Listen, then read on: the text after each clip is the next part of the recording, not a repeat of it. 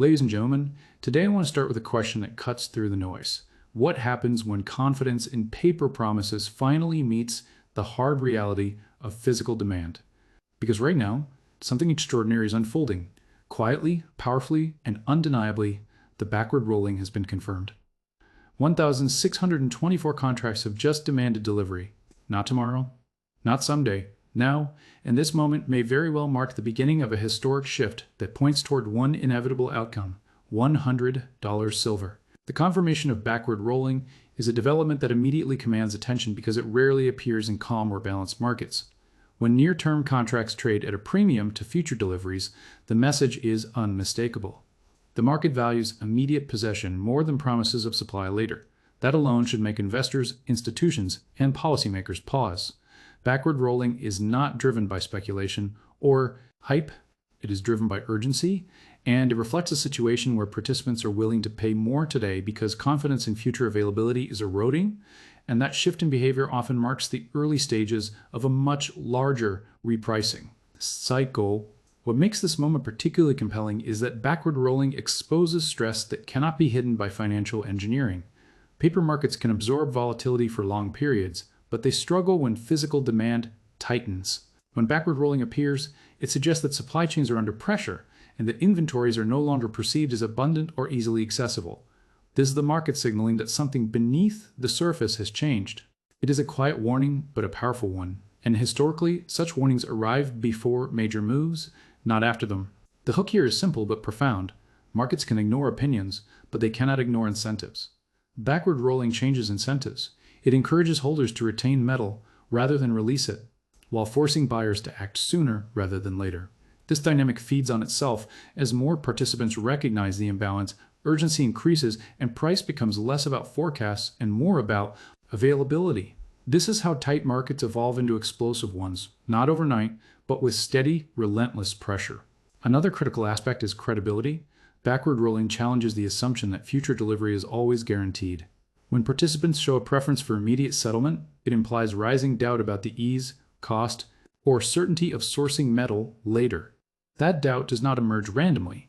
It forms when inventories are scrutinized, logistics are strained, or when broader economic conditions amplify risk. In such environments, holding physical assets becomes a strategic decision rather than a defensive one. Perhaps the most overlooked element is timing. Backward rolling tends to appear before the broader narrative shifts. Headlines usually follow price, but structure leads price. This structural change suggests that the silver market is entering a phase where physical reality begins to dominate financial abstraction. For those watching closely, this is not noise. It is a signal that the balance of power is quietly moving away from paper expectations and toward tangible demand, a transition that has historically reshaped markets far more dramatically than most anticipate. But the decision by 1,624 contract holders to demand immediate delivery is not a routine market event. It is a deliberate action that speaks louder than any forecast or analyst report. In futures markets, most participants never intend to take delivery. Contracts are traded, rolled, or settled in cash long before metal ever changes hands. That is why this moment stands out. When such a sizable number of contracts suddenly insist on physical settlement, it signals a shift from convenience to conviction. These participants are no longer content with price exposure alone. They want possession, control, and certainty. This move introduces a powerful hook into the narrative. When paper claims convert into physical demand, the rules change. Each contract demanding delivery represents metal that must actually exist, be located, and be delivered. It exposes the difference between theoretical supply and accessible supply.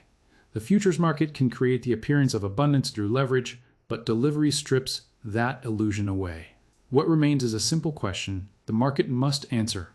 Is there enough silver available right now to meet these obligations without strain? The scale of 1,624 contracts matters because it concentrates pressure at a specific point in time.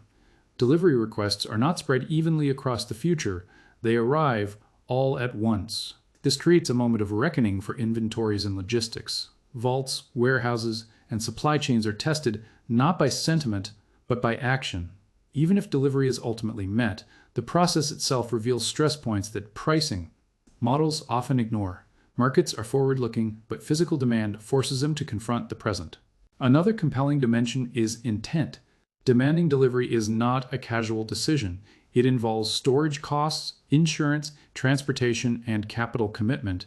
Participants who choose this path are signaling long-term confidence in the value of the metal rather than short-term trading gains. That confidence tends to emerge when trust in financial instruments weakens or when macroeconomic conditions increase the appeal of tangible assets. This behavior often precedes broader shifts and investor psychology acting as an early indicator rather than a lagging response. The deeper hook lies in what this action implies about expectations. By demanding delivery now, these holders are effectively saying that waiting carries more risk than acting. They are prioritizing certainty over flexibility, reality over abstraction. That mindset, once it spreads, can reshape market dynamics quickly as more participants consider following suit. The burden on available supply increases and the conversation shifts from price targets to availability. In moments like this, markets are not driven by optimism or fear alone, but by a growing awareness that physical assets cannot be replicated, rolled forward, or printed into existence. Rising physical supply pressure is where market theory collides with real-world constraints, and that collision is becoming increasingly visible when immediate delivery demand accelerates. It places stress on inventories that are often assumed to be readily available. In reality, much of the reported supply is already spoken for, leased, or strategically held. The moment buyers insist on metal now rather than later, the margin for flexibility shrinks. This is where the market's confidence is tested, not by price fluctuations, but by the ability to perform. The first hook is subtle yet powerful. Availability is not the same as existence. Silver may exist in the system, but that does not mean it can be mobilized quickly or without cost. Refining capacity, transportation bottlenecks, vault logistics, and geographic concentration all matter when delivery timelines tighten. As physical pressure builds, these constraints surface rapidly. Turning what once looked like ample supply into a tightly managed resource, markets can price abundance easily. They struggle to price scarcity until it becomes undeniable. Another critical layer of pressure comes from competition for the same ounces. Industrial demand, investment demand, and strategic stockpiling do not operate in isolation. When delivery requests increase, they overlap with ongoing consumption, particularly from industries that cannot easily substitute silver without redesigning processes or increasing costs. This convergence creates a squeeze that is difficult to calm. Relief in the short term, new supply cannot be summoned instantly, and recycling flows respond slowly to rising prices, leading existing inventories to absorb the shock. The compelling hook here is that physical stress does not need to result in outright failure to be impactful. Even modest tightness can force repricing. When market participants sense that supply buffets are thinning, behavior changes, holders become less willing to part with metal, lenders demand higher premiums, and buyers grow more aggressive. This feedback loop amplifies pressure, transforming logistical strain into financial momentum. Price, in this context, becomes a tool to ration demand rather than a reflection of equilibrium. What makes physical supply pressure especially important is its tendency to operate quietly at first. There are no dramatic announcements when inventories tighten. There are only signals embedded in spreads, premiums, and delivery behavior. Those who understand these signals recognize that markets often move most decisively when the story still appears calm on the surface. The pressure builds beneath the headlines, accumulating energy.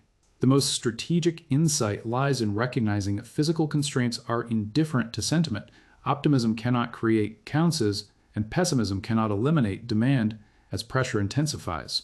The market is forced to reconcile financial expectations with physical reality. The reconciliation has historically been abrupt, because once confidence in easy availability breaks, it is not gradually restored.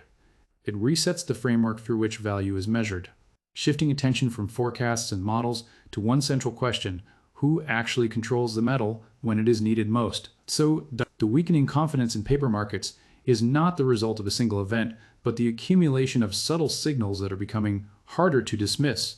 Paper instruments are built on trust. Trust that contracts will be honored, that liquidity will remain deep, and that settlement will be smooth under all conditions.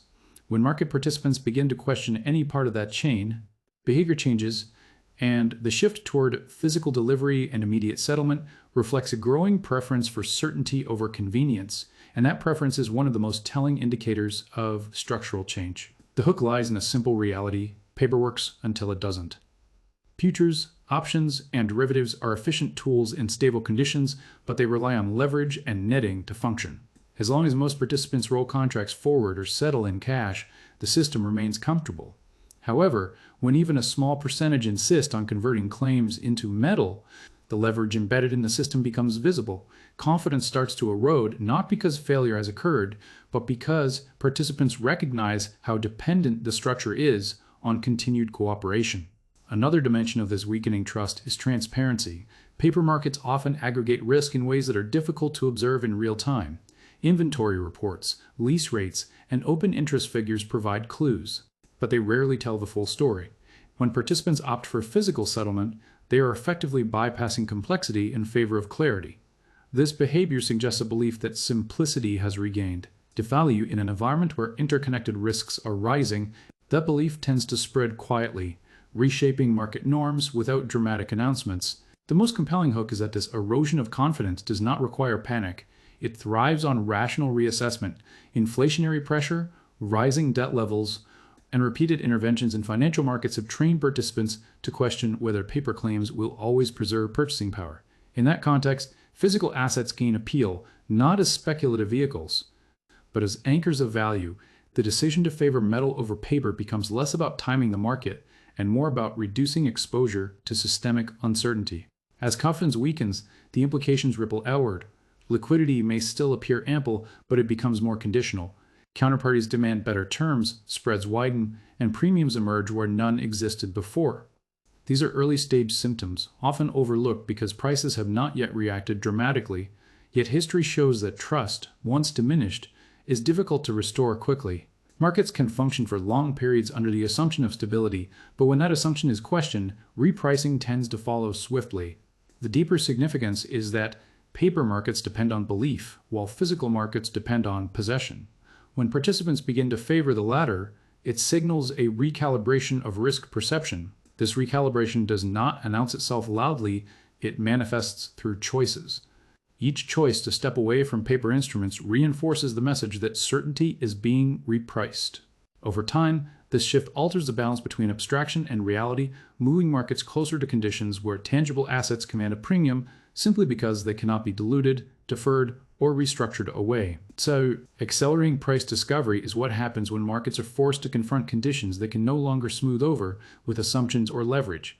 In periods of stability, prices often reflect consensus rather than reality, shaped by models, expectations, and the comfort of liquidity. When physical demand begins to dominate, that consensus weakens. Price stops being a theoretical midpoint and becomes an active signal, adjusting rapidly to balance urgency with availability. This transition marks a critical phase where markets move from prediction to reaction. The hook is that true price discovery is rarely comfortable. It exposes mispricing that has accumulated over time and corrects it in compressed intervals as more participants seek immediate delivery or physical exposure. Pricing mechanisms are pulled away from forward-looking optimism and anchored to present conditions. Spreads tighten or invert, premiums rise, and discounts disappear. These movements are not random. They reflect a recalibration driven by the most honest metric the market has, willingness to act at current prices. Another powerful element is participation. When price discovery accelerates, it attracts a different type of attention. Passive observers become active decision makers, and sideline capital re-enters the conversation. This influx amplifies volatility, not because the market is unstable, but because it is processing new information at speed. Each transaction carries more weight as it represents a conscious choice rather than routine positioning. The market begins to feel smaller, more responsive, and less forgiving of outdated assumptions. The structural hook lies in how quickly sentiment can pivot once price discovery breaks free from inertia. For long periods, prices can remain suppressed or constrained by derivatives, hedging strategies, and institutional norms. Physical demand disrupts that equilibrium. When buyers demonstrate that they are willing to pay up for certainty, it sends a message that price is no longer just a number, but a gatekeeper.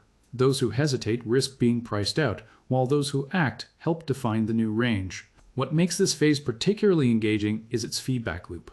Rising prices validate earlier concerns about supply and confidence, which in turn attract further demand. This does not require speculative mania. It can unfold through steady, disciplined buying driven by necessity or strategic allocation. The market responds by moving faster, adjusting levels more frequently, and testing thresholds that once seemed distant. In this environment, forecasts lose relevance and adaptability becomes the primary advantage. Perhaps the most overlooked aspect is that accelerated price discovery often appears chaotic only in hindsight. At the moment it unfolds, it feels logical, even inevitable, to those watching the signals closely. Each adjustment reflects information that was already present but not yet acknowledged. As price begins to reflect physical realities rather than paper convenience, it becomes more expressive, more volatile, and more honest. That honesty is what ultimately reshapes expectations, because once a market rediscovers its true price, it rarely returns to pretending it was comfortable with less. The growing momentum behind the $100 silver narrative is not rooted in hype, but in alignment, an alignment of structural forces that rarely converge at the same time. Price targets gain credibility when they are supported by fundamentals, and in this case, inflationary pressure, constrained supply, and shifting investor behavior are reinforcing one another. This is how narratives transform into trajectories. What once sounded extreme begins to look rational when measured against currency debasement, rising production costs, and the sheer scale of capital seeking protection rather than speculation. The hook is simple and compelling. $100 silver is not about silver becoming expensive, but about money becoming cheaper. When purchasing power erodes, nominal prices adjust upward to compensate. Silver, historically sensitive to monetary expansion, has a track record of repricing sharply when confidence in fiat systems weakens. The current environment mirrors conditions that have preceded major revaluations in the past, with one key difference: global debt and liquidity levels are significantly higher, magnifying the potential scale of adjustment. Another factor fueling this momentum is comparison. When silver is evaluated relative to gold, equities, or even broader commodity indices, it remains historically undervalued. This relative discount becomes harder to justify as industrial demand grows and investment demand intensifies. The narrative gains strength not because of optimistic projections, but because of arithmetic. If silver were to merely regain historical ratios under modern monetary conditions, higher price levels become less speculative and more mathematical. The psychology behind the narrative is equally important. Markets move when belief shifts, and belief often changes gradually before accelerating suddenly. Early adopters position quietly. Institutions reassess allocations, and analysts begin to revise assumptions. Each step reinforces the next. The idea of $100 silver no longer exists at the fringe. It is entering mainstream discussion as a plausible outcome rather than an outlier. That transition is critical, because once a target is taken seriously, market behavior starts to reflect it. There is also a strategic hook embedded in momentum itself. As higher price levels become conceivable, the cost of waiting increases. Producers hedge differently, investors reassess exposure, and consumers adjust procurement strategies.